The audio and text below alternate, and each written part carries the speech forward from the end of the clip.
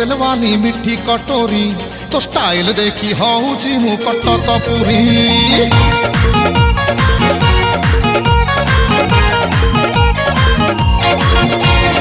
आल्लो hostel वाली मिठी कटोरी तो स्टाइल देखी हूँ मु कटक पुरी तू चिपुड़ा छेना मोर दिलटा दीवाना अरे मन कहे